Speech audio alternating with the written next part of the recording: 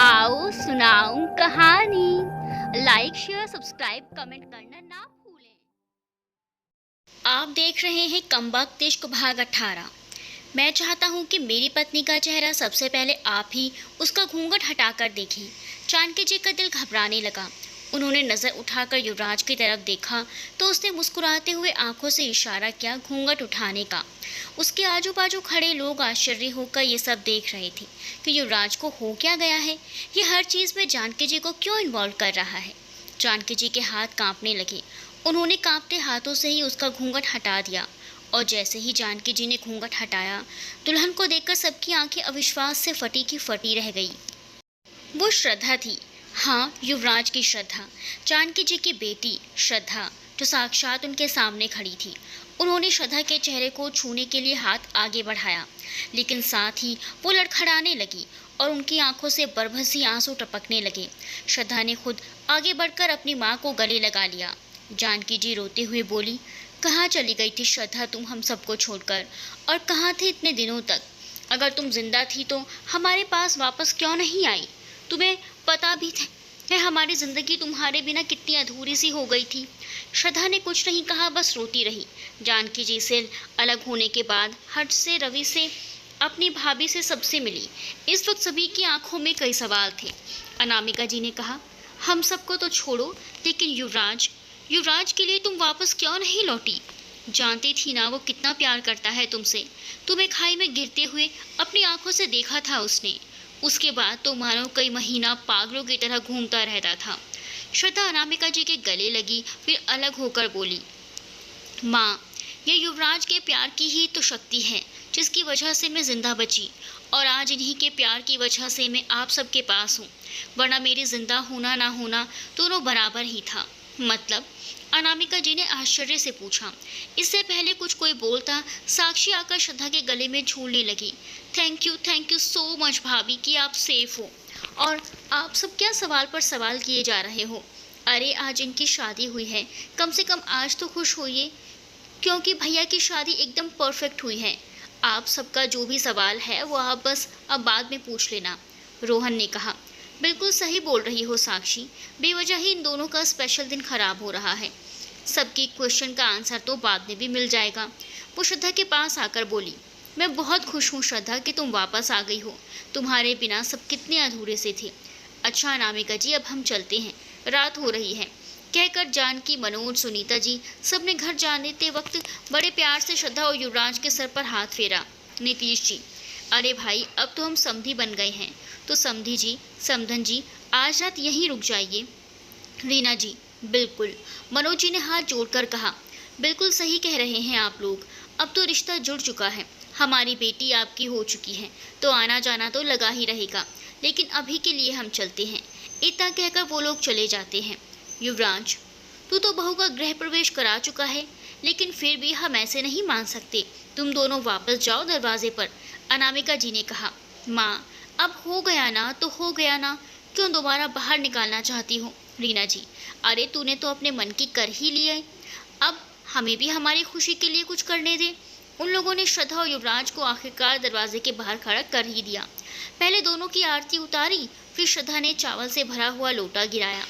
दरवाजे के पास दीवार पर हाथ को कुमकुम में डुबोकर छाप छोड़ा। युवराज ने कहा, अब आप लोगों की रस्म हो गई हो तो क्या हम अंदर आ जाएं? साक्षी बोली, अरे भैया, इतनी जल्दी में क्यों हो, और आप ऐसे कैसे अंदर आ जाओगे? भूल गए प्रशांत भैया प्रीति भाभी को कैसे अंदर लेकर आए थे? अब श्रद्धा का तो पता नहीं था। वो युवराज की तरफ देखने लगी तो युवराज ने मुस्कुराकर श्रद्धा को बाहों में उठा लिया और चौखट पार किया। बाकी की रस्में करते करते काफ़ी रात हो चुकी थी। वंश सो चुका था।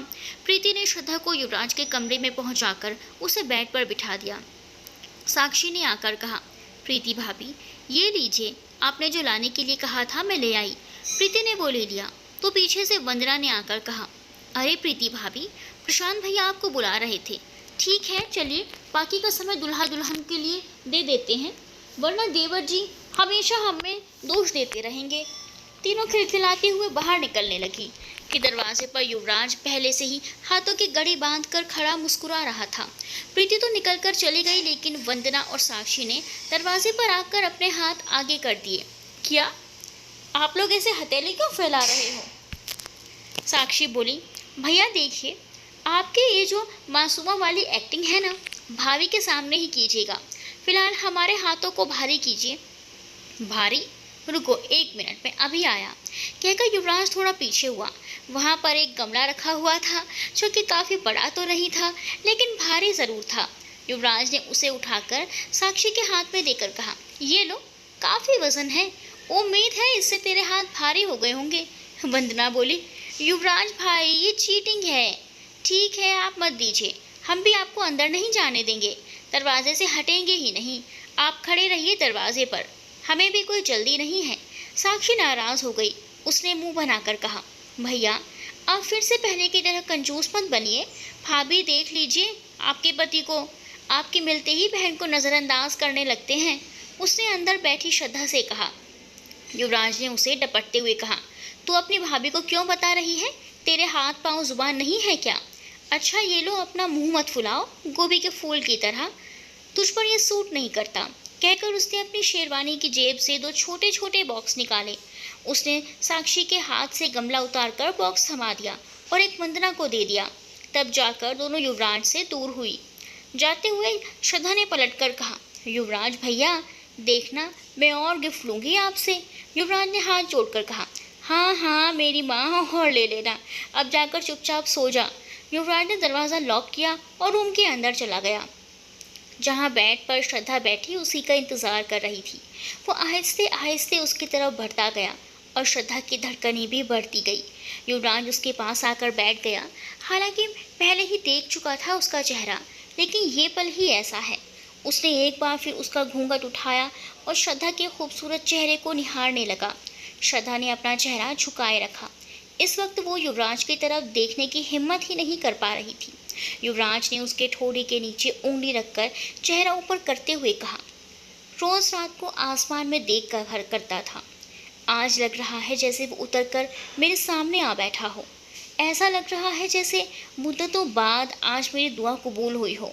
इतनी लंबी जुदाई के बाद 2 तड़पते दिलों को एक सुकून मिला हो। कहते हुए युवराज ने उसके माथे को चूम लिया। श्रद्धा की आंखें खुद ब खुद बंद हो गई। उसने उसकी दोनों पलकों को चूमा, फिर दोनों गालों को, उसके बाद हल्के से उसके लबों को अपने लबों में कैद कर लिया। शर्म से लाल हुई श्रद्धा ने युवराज के बेइंतहा प्यार को महसूस कर उसके सीने में खुद को छुपा लिया। उसने अपना चेहरा युवराज के सीने में ही छुपाए हुए कहा, अब आपसे मेरी हर सुबह की शुरुआत हो, आपकी बाहों के घेरे में मेरी हर रात हो। एक पल की दूरी अब बर्दाश्त नहीं कर पाऊंगी। आप रूह तो मैं आपकी साया बन जाऊंगी। आपके सीने में मैं अब धड़कन बनकर धड़कूंगी। आपके बिन अब जीना मैं तो सपने में भी नहीं सोच पाऊंगी। युवराज ने कहा, तुम्हें लगता है कि मैं तुम्हारे बगैर जी सकता हूँ? श्रद्धा बीते 3 सालों में हर दिन में मर मर कर जी रहा था तुम्हारे बिना। हर मंदिर हर मस्जिद में जाकर प्रार्थना करता था कि वो मेरी श्रद्धा को मुझे लौटा दे, नहीं तो मुझे भी श्रद्धा के पास भेज दे। जानती हो तब तुम मेरे सपनों में आकर क्या कहती थी? श्रद्धा, क्या यही कि युवराज संभालिए खुद को, देखिए मैं आपके साथ हूँ परछाई की तरह। आप अपने सीने में मुझे महसूस कर सकती हैं, मैं वहीं पर तो रहती हूँ आपके दिल में। तब मैं अपने सीने पर हाथ रख लेता था। हर रात आंसुओं से मेरा तकिया भीग जाया करता था। तुम्हारी याद में मैंने ना जाने कितनी शराब की बोतल खाली की होंगी। श्रद्धा ने उसके चेहरे की तरफ नज़र उठाकर देखते हुए शब्द को खींच कर कहा, युवराज अब तुम्हारी यादें इतनी सताती थी तो क्या करता, कभी कभी सहारा ले लेता था। अब तो ड्रिंक नहीं करेंगे ना? कोशिश करूँगा, लेकिन वादा नहीं कर सकता। अगर मैं आपसे नाराज़ होकर फिर कहीं चली जाऊँ तो? युवराज ने यह सुनकर उसे अपनी बाहों में जकड़ लिया, जैसे कोई मुजरिम को हथकड़ी लगाई जाती है। ऐसा सोचना भी मत कि दोबारा तुम मुझसे दूर चली जाओगी। कोशिश करके देख लेना, तुम खुद मेरी मोहब्बत की कैद से दूर नहीं जा पाओगी। इतना तो यकीन है मुझे मेरी मोहब्बत पर। अगर तुम मुझसे दूर मुझे छोड़कर गई ना, तो इस बार मैं भी जिंदा नहीं रहूँगा। युवराज ने कहा तो श्रद्धा ने उसके होंठों पर उंगली रख दी। उसने युवराज की आंखों में आंसू देखे तो युवराज के चेहरे को अपने हाथों में भरकर उसके माथे को प्यार से चूम लिया। जब पता चला कि युवराज की शादी श्रद्धा से हुई है तो फिर आशिकों के दिल को तो कई टुकड़ों में बिखर गए होंगे। जिस जगह पर श्रद्धा को 3 साल पहले शादी के दिन ही किडनैप करके रखा गया था। वहीं उसी कमरे में एक इंसान बेतहाशा शराब पी रहा था। उसने शराब की एक बोतल को टेबल पर पटक कर फोड़ दिया। उसकी आंखों में गुस्सा साफ झलक रहा था। उसने कहा, कैसे कैसे कैसे श्रद्धा जिंदा है? ये बात मुझे क्यों पता नहीं चली? जिस लड़की के लिए मैं इतने सालों से पागल हुआ फिर रहा था, वो अब युवराज की बीवी बन गई है। नहीं नहीं नहीं, युवराज की किस्मत इतनी अच्छी कैसे हो सकती है? मरने के बाद भी श्रद्धा उसकी हो चुकी है। मैं तुम्हें किसी और के साथ नहीं देख सकता श्रद्धा।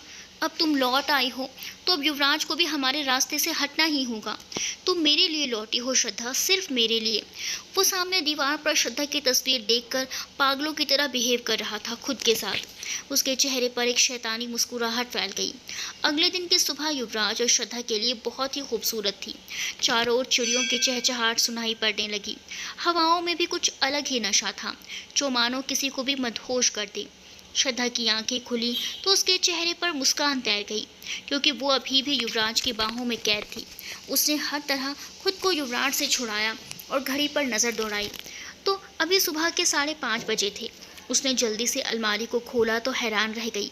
उसमें बहुत सारे कपड़े थे। उसके लिए शायद युवराज ने पहले से ही किसी से कहकर मंगवा लिए थे।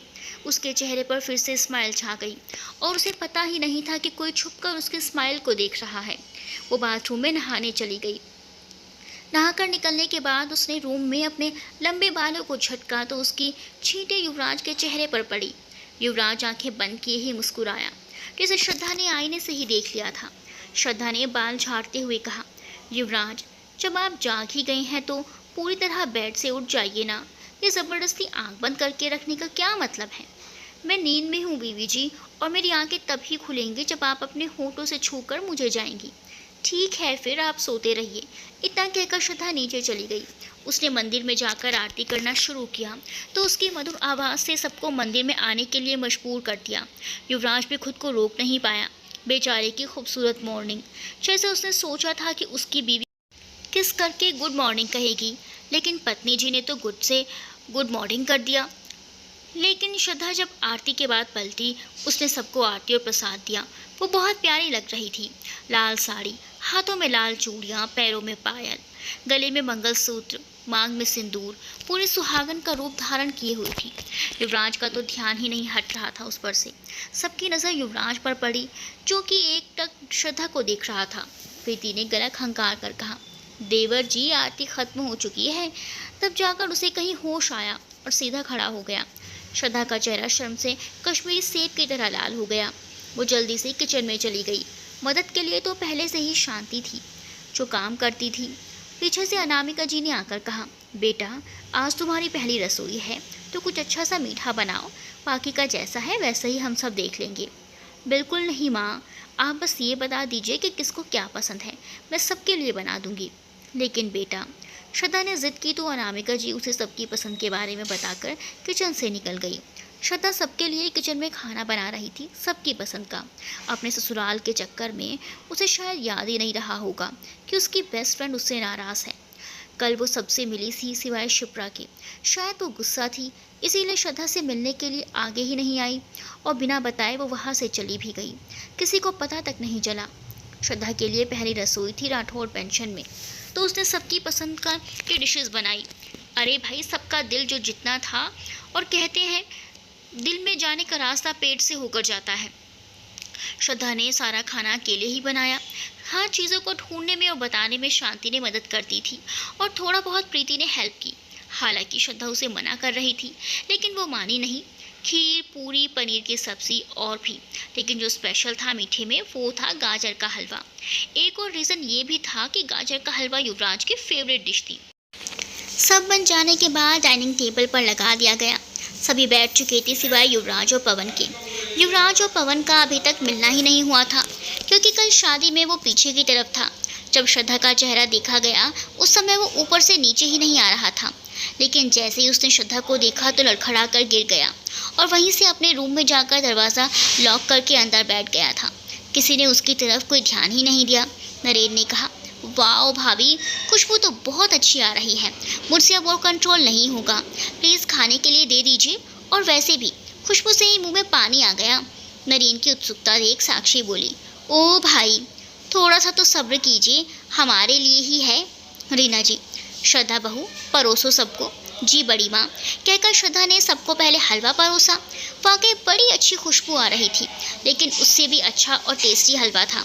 युवराज अभी तक नहीं आया था तो अनामिका जी बोली, ये युवराज नाश्ते के लिए क्यों नहीं आ रहा? पूजा के वक्त तो नीचे आ चुका था, लेकिन अब नाश्ते के वक्त कहाँ गया? प्रेम साहब, युवराज बाबू को मैं बुला कर लाती हूँ, शांति ने कहा तो अनामिका जी ने उसे आंखों से ही मना करके श्रद्धा की तरफ देखकर बोली, श्रद्धा बहू युवराज को बुलाओ। तभी युवराज सबके पास आ गया। विशाल जी ने उससे पूछा, अरे तुम अब तक क्या कर रहे थे भाई? सभी यहाँ तुम्हारी बातें कर रहे हैं और तुम हो कि गायब हो। युवराज ने पहले तो श्रद्धा की तरफ देखा। श्रद्धा की नज़र भी उससे मिली, लेकिन उसने अपनी नज़र जल्दी ही दूसरी तरफ कर ली और मुस्कुराने लगी। फिर खाने की तरफ देखकर युवराज ने कहा, कुछ नहीं पापा, वो संजय का कॉल आया था। शादी में दक्ष और संजय नहीं आ पाए ना, तो उसी के लिए सॉरी बोल रहा था, कहकर राघव के बगल में आकर बैठ गया। राघव युवराज और श्रद्धा के साथ ही आया था। इतने दिनों तक श्रद्धा की देखभाल की थी तो उसकी शादी में शामिल कैसे ना होता। जब तक शादी और सारी रस्में खत्म हुई थी तब तक रात हो चुकी थी, इसीलिए राघव राठौड़ मेंशन में ही रुक गया था। राघव ने चुपके से युवराज के कान में कहा, यार युवराज, तुम झूठ क्यों बोल रहे हो सबसे कि तुम्हारा दोस्त संजय का कॉल आया था, जबकि मुझे अच्छी तरह से मालूम है कि तुम क्यों नज़र नीचे नहीं आ रहे थे, क्योंकि तुम इंतज़ार कर रहे थे कि तुम्हारी बीवी आएगी, बड़े प्यार से तुम्हें नींद से जगाएगी, जबकि तुम पहले से ही जागे हुए थे। उफ युवराज बाबू, तुम्हारा ये खुली आंखों से देखा हुआ सपना तुम्हारी बीवी ने तोड़ दिया। युवराज ने हैरानी से राघव को देखा, फिर श्रद्धा को देखकर मुंह बनाते हुए कहा, ऐसा कुछ नहीं है राघव, सच में मुझे संजय का कॉल आया था और मैं उसी से बात कर रहा था। उन दोनों को आपस में फुसर फुसर करते देख साक्षी ने कहा, युवराज भैया, राघव भैया, आप दोनों ये कानों में क्या बातें कर रहे हो? दोनों हड़बड़ा गए क्योंकि सबकी निगाहें उन्हें जो देखने लगी। राघव ने कहा, कुछ नहीं साक्षी, बस ऐसे ही। मैं बस युवराज को ये कह रहा था कि मैं अभी निकलने वाला हूँ, तो ये महाशय मना कर रहा है। अंकल देखिए, समझाइए अपने लाडले को। विशाल जी बोले, राघव अब मैं इस लाडले बेटे को क्या समझाऊं? वो इस लायक है कि सोच और समझ सके। रही बात तुम्हारे जाने की, तो युवराज बिल्कुल सही कह रहा है। तुम पहली बार आए हो हमारे घर, ऊपर से तुमने हमारी बहू का 3 सालों तक ख्याल रखा। 3 साल पहले तुमने मेरे बेटे की ज़िंदगी बचाई। इतना बड़ा एहसान तुम्हारा हमारे सर पर है, तो रुक जाओ ना, जिससे हम तुम्हारी थोड़ी खातिरदारी तो कर सके। श्रद्धा ने भी झट से कहा, हाँ राघव रुक जाइए ना। साक्षी और नरेन भी बोले, प्लीज़ भैया रुक जाइए ना। राघव मुस्कुराकर बोला, आप लोग इतने प्यार से बोल रहे हैं तो रुकने का मन कर रहा है, लेकिन मैं माफ़ी चाहता हूँ कि आप सबको निराश कर रहा हूँ। मुझे जाना ही पड़ेगा। माँ का फ़ोन आया था, कह रही थी बहुत अर्जेंट है। वैसे भी मैं तो इन दोनों को यहाँ सेफली पहुँचाने आया था, मेरा काम हो गया। दोनों की शादी भी देख ली। इतने दिनों के बाद श्रद्धा से मिलने पर आप सबके चेहरे पर जो खुशी दिखी, सच में मुझे बहुत ज़्यादा खुशी हुई। लेकिन सॉरी, मैं नहीं रुक पाऊँगा। नीतीश जी, कोई बात नहीं बेटा, ज़रूरी होगा तभी तुम्हारी माँ ने तुम्हें फ़ोन करके बुलाया है, लेकिन प्रॉमिस करो कि वापस आओगे। प्रशांत, हाँ राघव, जब भी कभी फ्री होगे तो ज़रूर आना। पक्का आऊँगा प्रशांत भैया, जब दोबारा आऊँगा तो ज़्यादा दिनों तक रुक कर जाऊँगा। सभी मुस्कुराए। अब पहली रसोई थी तो नेक तो बनता है। इतना टेस्टी जो था हलवा। पहले तो रीना जी ने उसे एक बॉक्स दिया जिसमें शायद हार था। सबने कुछ ना कुछ दिया श्रद्धा को। वो सबके आशीर्वाद देने के लिए झुकी। अनामिका जी ने कंगन दिए जो बड़े ही सुंदर थे। बुआ ने आशीर्वाद देते हुए कहा, माफ़ करना बहू, मैं तुम्हारे लिए सिर्फ आशीर्वाद ही दे रही हूँ। वो क्या है ना, मैंने कुछ लिया ही नहीं था। पता नहीं कौन लड़की है, कैसी लड़की है ये सोचकर, लेकिन दूंगी जल्दी ही। श्रद्धा ने मुस्कुरा कर कहा, कोई बात नहीं बुआ जी, आपका आशीर्वाद ही काफ़ी है मेरे लिए, बस आपका हाथ मेरे सर पर रहे। राघव ने कहा, आंटी क्या मुझे भी देना होगा, क्योंकि मेरे पास अभी देने के लिए ऐसा कुछ भी नहीं है। अनामिका जी, अरे उसकी कोई ज़रूरत नहीं है बेटा।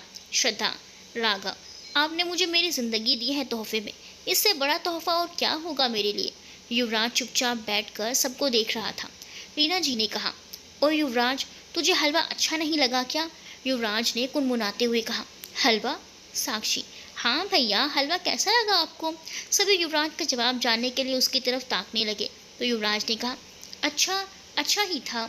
सभी हैरानी से उसे देखने लगे तो उसका जवाब सुनकर, क्योंकि इतना अच्छा था हलवा, फिर भी युवराज ने सिर्फ अच्छा कहा, वो भी ऐसे अनमने ढंग से। मेरा मतलब है बहुत अच्छा था। तो फिर नेक दो अपनी बीवी को, आखिर उसने तो बनाया है, हिना जी ने कहा। क्या? लेकिन मैंने तो कुछ लिया ही नहीं है, देना ज़रूरी होता है क्या? साक्षी, भैया आप ना सच में बहुत बड़े वाले कंजूस हो। हमें तो पता नहीं था कि आप कौन सी भाभी को लेकर आने वाले हो, लेकिन आपको तो पता था ना आप श्रद्धा भाभी से शादी करने वाले हो, तो फिर गिफ्ट क्यों नहीं लिया आपने? वो मैं भूल गया, कहकर वो ऊपर जाने के लिए उठा तो अनामिका जी ने उसके कान खींचते हुए कहा, तेरी मजाक करने की और औरों को सरप्राइज देने की आदत नहीं बदलेगी। माँ माँ छोड़ो, दर्द हो रहा है। युवराज ने अपना कान छुड़ाते हुए कहा। माँ मैं इसे कमरे में रख कर आती हूँ, कहकर श्रद्धा अपने कमरे में चली गई। जानकी जी बहुत खुश थी कि उनकी बेटी जिंदा है और 8 ससुराल से यहाँ आने वाली है। वो इतनी तेज़ी से घर का काम कर रही थी कि उन्हें देखकर सब मुस्कुराए बिना नहीं रह पा रहे थे। अरे जानकी जी आराम से करो, ये सब तुम्हारी बेटी है, तुम्हारे पास ही आ रही है, इतना क्यों उतावली हुए जा रही हो? आप तो बस चुप ही रहिए।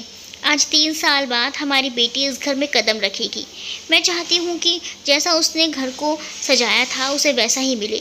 हर्ष, माँ आप चिंता मत कीजिए, सारी चीज़ें वैसे ही हैं और दी का कमरा भी बिल्कुल वैसा ही है जैसे आपने उन्होंने छोड़ा था। तू भाषण क्या दे रहा है? जा जाकर तैयार हो जा, आखिर तुझे ही जाना है अपनी दीदी को लाने। माँ मैं चला जाऊँगा, आप प्लीज़ ज़्यादा चिंता मत कीजिए। श्रद्धा ने गिफ्ट्स को कबर्ड में रखे और उसे बंद करके जैसे ही पलटी, युवराज उसके पीछे एकदम करीब खड़ा हुआ था। अचानक से युवराज को अपने पास देखकर वह बहुत बुरी तरह से डर गई। वो हड़बड़ाते हुए उल्टा गिरने वाली थी, लेकिन युवराज ने उसे पकड़कर अपने करीब खींच लिया। श्रद्धा की धड़कन बहुत ज़्यादा तेज़ हो गई। उसकी 2 वजह थी, एक तो युवराज का करीब होना और दूसरा वो अचानक से घबरा गई थी। चिंता मत करो, अब तुम्हें गिरने नहीं दूंगा, श्रद्धा ने बड़ी मासूमियत से पूछा। वैसे आपको सच में वो हलवा अच्छा नहीं लगा था क्या? हलवा अच्छा बनाया था तुमने, लेकिन वो क्या है ना, मुझे ज़्यादा मीठा पसंद है और उसमें उतना मिठास नहीं आया। लेकिन मैंने तो चीनी ठीक से डाली थी, फिर ऐसा कैसे हो सकता है? और सब में तो अच्छा ही कहा, बस आपने ही फीका सा कहा, जैसे आपको किसी ने ज़बरदस्ती बोलने के लिए कह दिया था।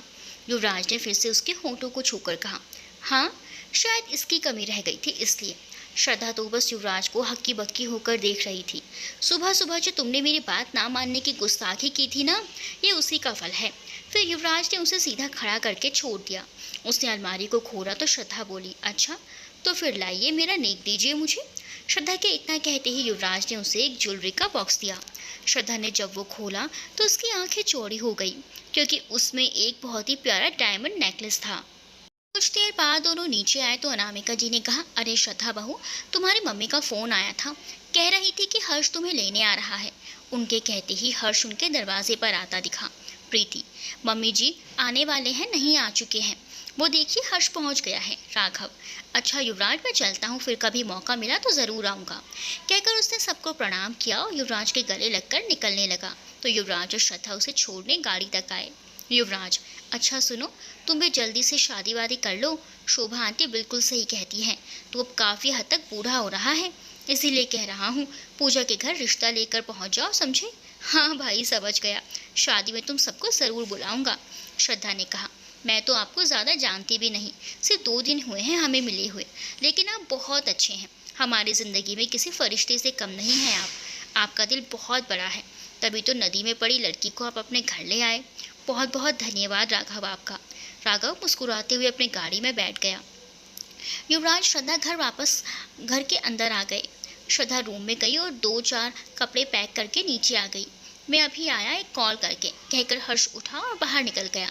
साक्षी भी सबसे नजर बजाकर हर्ष के पास पहुंच गई। वो उसके सीने से लगकर बोली, आजकल तुम मेरा फ़ोन रिसीव क्यों नहीं करते?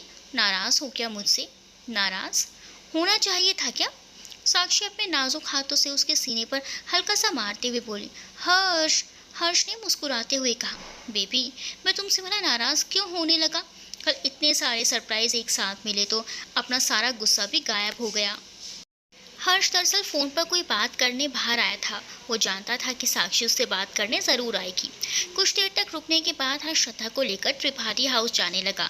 रास्ते में श्रद्धा को कुछ याद आया तो उसने हर्ष को गाड़ी शिप्रा के घर की तरफ मोड़ने को कहा। डोरबेल बजी तो खुद अर्जुन ने दरवाज़ा खोला। सामने श्रद्धा और हर्ष खड़े थे। अरे श्रद्धा, हर्ष तुम यहाँ आओ ना, अंदर आओ, कहकर अर्जुन उन दोनों को अंदर लेकर गया। दोपहर होने वाली थी। विक्रम जी ऑफिस पहुंच गए थे। अर्जुन घर पर ही था। माँ देखो, आपके घर कौन आया है? अर्जुन के इतना कहते ही मोहिनी जी ने गर्दन घुमाकर देखा।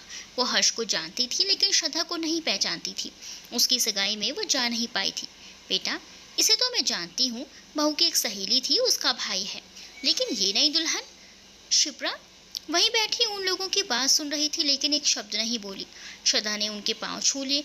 अर्जुन ने कहा, माँ, वो जो आपका प्यारा बच्चा है ना युवराज, ये उसकी बीवी है और ये हर्ष इसी का भाई है। आप तो कल शादी में गई थी ना, तो आपको पता कैसे चलेगा? ओह, तो ये है युवराज की बीवी जिसके लिए उसने इतने साल अकेले बिताए हैं। अब ये ही है इतनी प्यारी, तो कोई कैसे भूल सकता है इसको। बैठो बेटा। जी आंटी जी, कहकर वो दोनों बैठ गए। उन्होंने शिप्रा से कहा जो श्रद्धा से मुंह फुलाए बैठी थी, अरे बहू, जाओ चाय बनाओ, तुम्हारी सहेली आई है जिसे तुम हमेशा याद करके रो देती थी। आज तो वो तुम्हारे सामने है, तुमसे मिलने आई है। मैं जानती हूँ तुम्हें बहुत खुशी हो रही होगी। जी माँ, मैं चाय लेकर आती हूँ, कहकर शिप्रा किचन में चली गई। श्रद्धा भी खड़ी होकर बोली, आंटी, क्या मैं भी शिप्रा की मदद करने जा सकती हूँ? अरे बेटा, तुम हमारी मेहमान हो, तुम क्यों मदद करोगी? वैसे भी शिप्रा बहू कर लेगी, तुम बैठ जाओ। अरे आंटी, ये मेरी सहेली का ससुराल और मेरे पति के दोस्त का घर है, कोई पराया थोड़ी ना, तो इतनी क्या फॉर्मेलिटी करना, अपना ही तो घर है। क्या मैं गलत कह रही हूँ आंटी? श्रद्धा बड़ी मासूमियत से बोली। उन्होंने मुस्कुराकर कहा, अच्छा ठीक है, जाओ, ये भी तुम्हारा घर है, क्योंकि अर्जुन की तरह युवराज भी मेरा बेटा है। श्रद्धा जल्दी से किचन की ओर चल दी। उसके किचन में जाते ही मोहिनी जी ने अर्जुन से कहा, बहुत ही प्यारी लड़की चुनी है युवराज ने, जैसे वो अपने लिए हमसफर चाहता था, ये बिल्कुल वैसी ही है। ये कहकर उन्होंने अर्जुन की तरफ देखा तो वो अपनी माँ को ही देख रहा था। अरे हाँ हाँ, तेरी बीवी भी किसी से कम नहीं है। हर्ष हंसते हुए बोला, आंटी, आके श्रद्धा दी और शिप्रा दी दोनों बेस्ट फ्रेंड जो हैं तो प्यारी तो होंगी ही ना। श्रद्धा किचन में आई जहाँ शिप्रा चाय बना चुकी थी और कप में छान रही थी। श्रद्धा ने उसके पास आकर कहा, मैं कुछ मदद कर दूं? शिप्रा कुछ नहीं बोली। श्रद्धा ने फिर से कहा, ला दे, मैं बाहर तक ले जाती हूँ, तुम मेहमान हो और हम मेहमानों से काम नहीं करवाते। कहकर वो चाय वाली कप ट्रे में रखकर बाहर निकलने लगी तो श्रद्धा भी उसके पीछे चलने लगी। बाहर आकर सबको चाय देने के बाद वो भी बैठ गई, लेकिन श्रद्धा से बात नहीं की। जानकी जी घर में इधर से उधर चहलकदमी करने लगी और बार बार दरवाजे की तरफ देख रही थी। बाकी सभी लोग उन्हें यूँ बेसब्री से श्रद्धा का इंतज़ार करते देख रहे थे। ये लोग अभी तक आए क्यों नहीं, पता नहीं क्या कर रहे हैं। मैंने कहा था हर्ष को कि जल्दी वापस लौट आना, लेकिन पता नहीं कहाँ रह गए। मनोज जी, अरे बैठ भी जाओ जानकी, वो लोग पहुँच ही जाएंगे, इतना क्यों परेशान हो रही हो? हर्ष गया है ना श्रद्धा को लाने, तो ले आएगा। क्या हुआ देवर जी, ऐसे मुस्कुरा क्यों रहे हैं अकेले अकेले? प्रीति और साक्षी युवराज के कमरे में आए तो युवराज को खिड़की के पास खड़े होकर मुस्कुराते हुए देखकर प्रीति ने कहा। युवराज उनकी तरफ देखकर उन्हीं के पास आ गया। आजा मेरा बच्चा, अपने चाचू के पास एक बार, उसने प्रीति से वंश को लेते हुए कहा। कुछ नहीं भाभी, बस ऐसे ही मुस्कुराने का मन किया तो मुस्कुरा रहा था। वैसे आप बताइए यहाँ कैसे आना हुआ? साक्षी बोली, भैया हम तो आपको ही देखने आए थे कि आप ठीक ठाक हो कि नहीं। युवराज को समझ नहीं आई साक्षी की बात। उसने पूछा, क्या मतलब? प्रीति, यही कि तुम 3 सालों बाद श्रद्धा से मिले, कल ही शादी हुई और आज फिर तुम दोनों दूर, इसीलिए हमें लगा कहीं उदास तो नहीं बैठे हो, आप तो बस देखने चले आए। क्या भाभी, ऐसा कुछ नहीं है, श्रद्धा अपने मम्मी पापा से भी ठीक से नहीं मिल पाई थी, वरना तो मैं जाने ही नहीं देता। स्नेहा, क्या? अगर आपकी शादी मेरी और आपके भैया की तरह हुई होती तो आप उसे मायके भी नहीं जाने देते? जाने देता, लेकिन मैं अभी आती हूँ, कहकर साक्षी रूम से बाहर चली गई। लेकिन क्या? प्रीति ने उससे पूछा। युवराज ने कहा, कुछ नहीं। अनामिका जी के फ़ोन रखते ही रीना जी ने पूछा, क्या हुआ अनामिका जी, क्या कहा समधन जी ने? दीदी, वो पूछ रही थी कि हर्ष यहाँ पहुँचा या नहीं, वो लोग निकले या नहीं। रीना जी मुस्कुराते हुए बोली, कितने बेचैन है ना वो लोग अपनी बेटी से मिलने के लिए। दीदी, इतने दिनों बाद उनकी बेटी घर आ रही है तो बेचैन तो होंगे ही ना। रीना जी ने एक बार नज़र बुआ पर डाली जो चुपचाप बैठी हुई थी। कुंती, ये पवन कहाँ है? कल शादी के बाद से दिखाई ही नहीं दे रहा। पवन? एक तेज़ आवाज़ सीढ़ियों के पास से आई। अनामिका जी और रीना जी ने उस ओर देखा। वो अभी अपनी जगह पर खड़ी हो गई, ये सोचकर कि पता नहीं युवराज को जब पता चलेगा कि पवन राठौर मेंशन वापस आ गया है तो वो क्या करेगा। श्रद्धा ने जल्दी ही चाय पीकर ख़त्म कर दी। उसने कहा, शिप्रा, पहली बार तुम्हारे घर आई हूँ, मुझे घर नहीं दिखाओगी? घर? हाँ, वो तो दिख ही रहा है ना, और कितना देखना है। उनमें से किसी को भी समझ नहीं आ रहा था आखिर शिप्रा श्रद्धा से ऐसे बात क्यों कर रही है। अरे, अपना रूम नहीं दिखाओगी? चलो ना अर्जुन, बोलो ना तुम्हारी बीवी को कुछ। अर्जुन ने शिप्रा को देखा तो उसने अपना चेहरा दूसरी तरफ कर लिया। मोहिनी जी को कुछ आभास हुआ जैसे शिप्रा नाराज है। वो बोली, अरे बहू, सच ही तो कह रही है, पहली बार आई है, दिखा दो ना। उनकी बात वो टाल नहीं सकी तो खड़ी होकर अपने रूम की तरफ जाने के लिए बढ़ते हुए बोली, चलो। श्रद्धा मुस्कुराती हुई उसके पीछे जाने लगी। मोहिनी जी ने कहा, अर्जुन, तुम्हें नहीं लगता कि शिप्रा बहू श्रद्धा बहू से नाराज है? लेकिन कल ही तो वापस आकर मिले होंगे दोनों, तो फिर नाराज क्यों हैं? हर्ष अंदाजा लगाते हुए बोला, आंटी, शायद दी और जीजू ने अपनी शादी वाली बात शिप्रा दी को भी नहीं बताई होगी।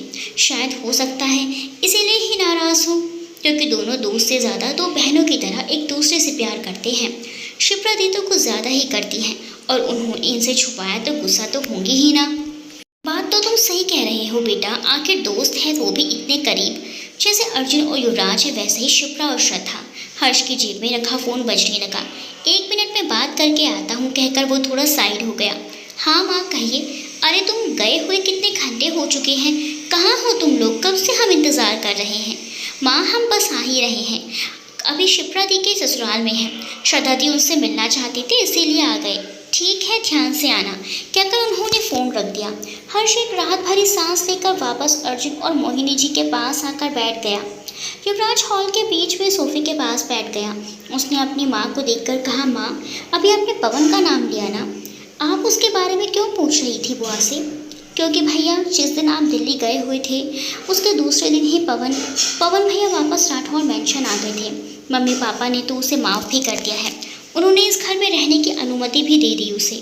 आपकी शादी हो रही थी उस समय वो मौजूद थे भीड़ में कहीं, लेकिन उसके बाद घर में नज़र नहीं आए, इसीलिए माँ उनके बारे में बुआ जी से पूछ रही हैं। मैंने सही कहा ना माँ? माँ, ये साक्षी क्या बोल रही हैं? पवन वापस आ गया है, आप सबने उसे माफ़ भी कर दिया, मुझे बताया भी नहीं, ना ही पूछा कि मैं क्या चाहता हूँ। तभी पवन आया तो वो थोड़ा नशे में था। उसका चेहरा देखते ही युवराज का चेहरा गुस्से से लाल हो गया। पवन चलते हुए युवराज के करीब आया तो उसने पवन का कॉलर पकड़कर चिल्लाते हुए कहा, तुम्हारी हिम्मत कैसे हुई इस घर में वापस आने की? मैंने कहा था ना, मेरी नज़रों के सामने मत आना, कहा था या नहीं? पवन ने कहा, युवराज, पहले मेरी बात सुनो, मैं अपने किए पर बहुत शर्मिंदा हूँ, प्लीज़ मुझे माफ़ कर दो। देखो, सबने मुझे माफ़ कर दिया है। युवराज उसकी आंखों में देखकर बोला, क्या कहा तुमने कि तुम शर्मिंदा हो? अरे, अभी अभी जो मेरी बीवी बनी है उसे तो पता भी नहीं है कि तुम उसकी ज़िंदगी के साथ क्या करने वाले थे। अब वो मेरी बीवी है और मैं बिल्कुल नहीं चाहता तुम्हारी गंदी नीयत और गंदी नज़र उस पर पड़े, इसीलिए अच्छा यही होगा कि तुम अभी के अभी इस घर से चले जाओ, कहकर युवराज ने उसे ज़ोर से पीछे की ओर धकेल दिया, जिससे पवन गिर पड़ा। उसका चेहरा फर्श से टकराने की वजह से उसके होंठ के किनारे से खून निकलने लगा। कमरे में आने के बाद शिप्रा बेड पर बैठ गई। श्रद्धा उसके बगल में बैठते हुए बोली, शिप्रा, तुम मुझसे बात क्यों नहीं कर रही हो? देखो, मुझे बिल्कुल अच्छा नहीं लग रहा। मैं बात करूँ ना करूँ इससे तुम्हें क्या फ़र्क पड़ता है? मैं हूँ ही कौन? ऐसे क्यों बोल रही हो शिप्रा? तुम जानती हो ना कि हम बहनों से कम नहीं हैं। शिप्रा की आंखों में पानी भर आया। अगर इतनी ही बहन मानती हो तो फिर सारी बातें बताती। तुमने तो अपनी ज़िंदगी के इतने बड़े दिन के बारे में मुझे बताया तक नहीं कि तुम शादी कर रही हो।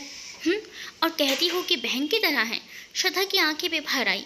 उसने शिप्रा का चेहरा अपनी तरफ घुमाया और उसके चेहरे को हाथों में भरकर आंसू साफ करते हुए बोली, मैं जानती हूँ तुझे बुरा लगा कि मैंने तुमसे इतनी बड़ी बात शेयर नहीं की, लेकिन तू ही बता, कैसे बताती? मेरे पास ना तो फ़ोन था और ना ही तेरा नंबर याद रहा। अर्जुन तो पहले ही रामगढ़ लौट आया।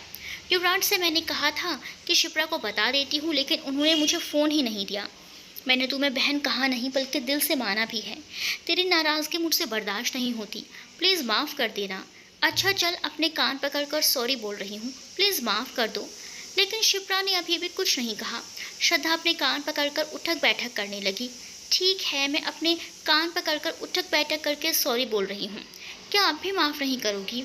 और इससे भी तेरा गुस्सा ठंडा ना हो तो 2 थप्पड़ ही मार लो, लेकिन प्लीज़ माफ़ कर दो। लेकिन ये क्या?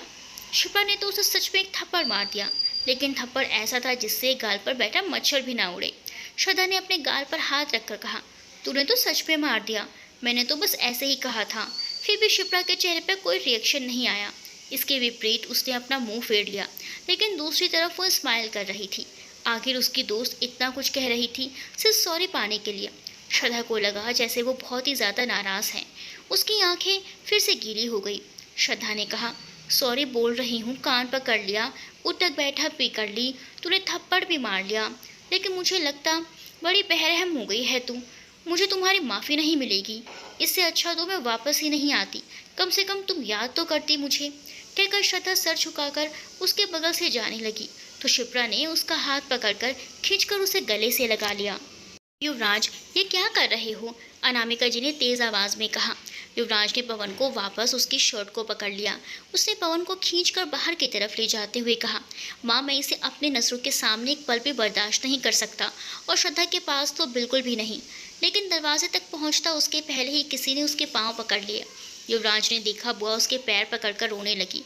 उसने पवन को झटके से छोड़कर बुआ को खड़ा करके कहा, बुआ, ये आप क्या कर रही हैं और आप रो क्यों रही हैं?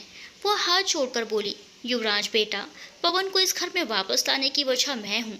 पवन चाहे जैसा भी हो, लेकिन है तो मेरा बेटा ही ना। एक माँ अपने बच्चे को कभी भी तकलीफ में नहीं देख सकती। अगर तुम चाहते हो कि पवन इस घर से चला जाए तो मैं भी पवन के साथ ही जाऊंगी, क्योंकि अब और दूर नहीं रहा जाता अपने बेटे से। शिप्रा ने अलग होकर कहा, अगर दोबारा से कहीं जाने और वापस ना आने की बात कही ना मेरे सामने तो सच बता रही हूँ, अभी तो सिर्फ हल्के से हाथ रखा था, अगली बार मैं बख्शूंगी नहीं। जोर से खींच कर दो लगाऊंगी तुम्हारे गोरे गाल पर। अच्छा, अब तू ऐसे रूठ जाएगी तो क्या करूँगी? सारा ड्रामा ना युवराज की वजह से ही हुआ है। उन्होंने ही अर्जुन को ये भी मना किया होगा कि तुम्हें ना बताए। शिप्रा हंसते हुए बोली, अरे तेरे युवराज बाबू का बस चलता तो वो तो खैर, उसने अर्जुन को भी नहीं बताया था। बेचारा, वो तो खुद शॉक्ड हो गया था तेरे ससुर जी के सवाल से। अच्छा, तो मैडम मेरी ही तारीफ कर रही हैं? अर्जुन ने दरवाजे के पास आकर कहा। शिप्रा ने मुंह बनाकर कहा, सर जी, आप में ऐसी कोई बात हो जिसे देखकर हम आपकी तारीफ कर सके? अर्जुन आगे बढ़ते हुए बोला, अरे तुमसे प्यार करके शादी भी कर ली, इससे बड़ी बात और क्या हो सकती है? श्रद्धा, बताओ, इससे मेरा काम तारीफ के काबिल है या नहीं? श्रद्धा अर्जुन के पक्ष में बोली, ये बात तो सच है अर्जुन, बहुत ही हिम्मत वाले हो तुम, जो मेरे दोस्त से प्यार कर बैठे। अरे हिम्मत चाहिए होती है शेरनी से उलझने के लिए। शिप्रा ने दोनों को घूर कर देखा तो वो चुप हो गए। अर्जुन ने कहा, वैसे श्रद्धा, मैं ये बताने आया था कि हर्ष कब से नीचे इंतज़ार कर रहा है। जानकी आंटी ने ना जाने कितने कॉल्स कर चुकी हैं। नीचे बैठी मोहिनी जी ने कहा, पता नहीं दोनों के बीच सब ठीक हुआ या नहीं। मुझे तो बहुत ही ज़्यादा नाराज़ लग रही थी। श्रद्धा बहू से मना पाई भी होगी या नहीं? हर्ष मुस्कुरा कर बोला, आंटी, आप जानती नहीं हैं उन दोनों को, एक ज़िद्दी है तो दूसरा महाजिद्दी। देखिएगा आप, श्रद्धा दी शिप्रा दी को ज़रूर मना लेंगी। वैसे भी शिप्रा दी भी उनसे बेहद प्यार करती हैं, ज़्यादा देर तक नाराज़ नहीं रह पाती हैं। हर्ष के पास सच निकली, क्योंकि दोनों सहेलियां हंसते हुए आ रही थी। मोहिनी जी को भी अच्छा लगा उन्हें खुश देखकर। उनसे विदा लेकर श्रद्धा और हर्ष चले जाते हैं। श्रद्धा को शिप्रा से बात करने के बाद अब बेहतर महसूस हो रहा था। नहीं बुआ, आप कहीं नहीं जाएंगी, आपने कुछ नहीं किया है तो आप क्यों कहाँ जाएंगी? युवराज ने कहा, तो तुम क्या चाहते हो युवराज, कि जीजी अपने बेटे से अलग रहकर रोज उसे याद करके रोती रहें? क्या तुम्हें उनकी आंखों में आंसू देखकर अच्छा लगेगा, वो भी इस उम्र में? युवराज चुप हो गया। रीना जी, युवराज, तुम तो मेरे सबसे समझदार बेटे हो ना। पवन सच में बदल गया है बेटे, माफ़ कर दो उसे। देखो, उसकी तरफ से मैं माफ़ी मांगती हूँ तुमसे। युवराज ने उनकी जोड़ी हुई हथेलियों को पकड़कर ना में सर हिलाया, लेकिन पवन की तरफ देखकर बोला, मॉम, बड़ी माँ और ख़ासकर बुआ जी के लिए तुम यहाँ रह सकते हो, लेकिन मेरी बीवी के आसपास भी मत फटकना, वरना मुझसे बुरा कोई नहीं होगा। भले ही सबने माफ़ कर दिया हो, लेकिन मुझसे तो माफ़ी की उम्मीद ना ही रखना। कहकर युवराज गुस्से से बाहर निकल गया। बाकी लोग उसे बस जाते हुए देख रहे थे। उसके जाने के बाद साक्षी भी कमरे में जाकर गुस्से से 2 ग्लास पानी पी गई, वो भी बिना प्यास के ही। अनामिका जी ने दरवाजे के बाहर सर झुकाकर खड़ी हुई बुआ के पास आकर उनका हाथ पकड़ते हुए कहा, जी, आप अंदर आइए ना। पवन, तुम भी आओ। मैं जानती हूँ अपने युवराज को, उसका दिल बहुत बड़ा है। अगर सच्चे दिल से तुम्हें पछतावा है तो मुझसे माफ़ी मांगोगे तो युवराज तुम्हें ज़रूर माफ़ कर देगा। मैं भी युवराज को अच्छे से जानता हूँ मामी, मुझे विश्वास है एक दिन वो मुझे ज़रूर माफ़ कर देगा। लेकिन मैं आप लोगों से भी हाथ जोड़कर माफ़ी मांगता हूँ, हो सके तो मुझे माफ़ कर दीजिए और मैं वादा करता हूँ आइंदा युवराज और श्रद्धा के बीच आने की या उसे पाने की कोशिश कभी नहीं करूँगा। वो लोग हॉल में आकर बैठ गए। पास ही खड़ी प्रीति बैठते हुए बोली, हमें तुमसे यही उम्मीद रहेगी पवन कि तुम अपनी बातों पर खरे उतरो। कुछ ही समय बाद श्रद्धा के साथ हर्ष अपने घर पहुंच चुका था, जहां पहले से ही जानकी जी बेसब्री से दरवाजे पर खड़े होकर उनके आने का इंतजार कर रही थी। जैसे ही श्रद्धा दरवाजे तक पहुंची, जानकी जी ने उसे वहीं रोक लिया। उन्होंने आरती उतार कर थाल सुरभि के हाथों में थमा दिया। एकटक श्रद्धा के चेहरे को देखने लगी। क्या हुआ माँ, आप मुझे ऐसे क्यों देख रही हैं? जानकी जी भरी आंखों के साथ बोली, 3 साल बाद कल ठीक से निहार नहीं सकी, इसलिए आज जी भर कर देख रही हूँ। रोज़ इस चेहरे को देखकर हमारे दिन की शुरुआत होती थी, लेकिन जब से वो हादसा हुआ हम सबकी ज़िंदगी में जैसे वो सुबह ही नहीं हुई। जब भी तुम्हारी किसी चीज़ से टकराती तो आंसू खुद ही बहने लगते थे। मनोज जी ने उनके कंधे पर हाथ रख दिया। जानकी जी अपने आंसू साफ करके श्रद्धा के गले लग गई, लेकिन फिर पीछे खड़े रवि ने कहा, अरे क्या मासी, छुटकी घर आई है और आपने उसे दरवाजे पर ही रोक रखा है, उसे अंदर आने दीजिए ना। भाई, हमें भी तो मिलना है उससे, कब से आंखें तरस गई हैं, अब और नहीं रहा जाता। सभी हंसते हुए घर के अंदर चले आए। श्रद्धा जब मनोज जी के से आशीर्वाद लेकर उनके गले लगी तो वह उसके सर पर हाथ फेर कर बोली, भगवान तुम्हें हर मुसीबत से बचाए बेटा, तुम हमेशा हंसती मुस्कुराती हुई जिंदगी व्यतीत करो, बस यही दुआ करूँगा। दी, मैंने भी आपको बहुत मिस किया, सच में बहुत रुलाया आपने हम सबको। सबसे ज़्यादा तो माँ दुखी रहती थी। युवराज जीजू तो जैसे पूरी तरह से टूट चुके थे, लेकिन फिर भी उन्हें हमारी फिक्र होती थी। वो अक्सर यहाँ आ जाया करते थे। आपके कमरे में भी गए थे एक दिन, जब दिल्ली जा रहे थे उनके कुछ घंटे पहले। हर्ष उन्हें सारी बात बताने लगा। युवराज गुस्से में घर से निकलकर उसी खाई वाली जगह पर आया जहाँ 3 साल पहले एक्सीडेंट हुआ था।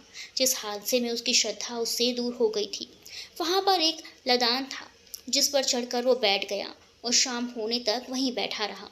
सामने घना जंगल और उस पर सूर्य डूबने का समय।